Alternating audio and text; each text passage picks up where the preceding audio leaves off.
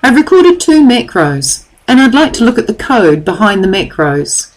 From the Developers tab in the Code group, click the Macros button. Here are the two macros we've recorded. If I click on Address and click the Edit button, I'll be able to view the code and/or edit the code. Immediately I'm taken into what's called the Visual Basic Editor, or the VBE. Here's my address macro, and here's my today macro.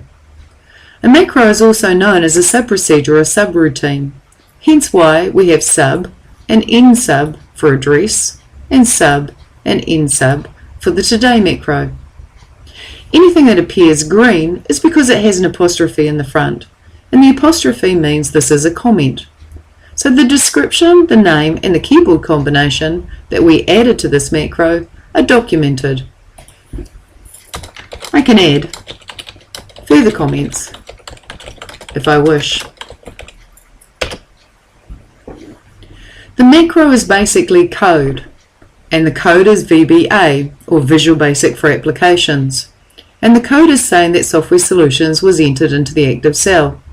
And then I relatively offset myself one row and put in PO Box 5534.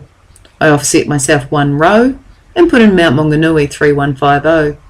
I offset myself one row and I typed New Zealand, and then I went down one more row. I then auto-fitted the column, and -4 means I went back up 4 rows and I turned the bold on. So this is basically what this macro is doing. The today macro is saying that in the active cell I entered equals now, and then I applied the number format, long day, long month, and long year. The code can be edited. For example, I could change this date format. I might decide that I do want to enter today's date, but I want to see it as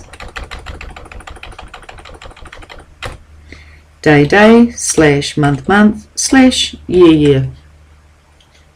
If I then exit out of the Visual Basic Editor by hitting the X in the top right corner, and I return to my spreadsheet, if I then click in a cell and press Ctrl-Shift-D to run the macro, it enters today's date, but in the following format.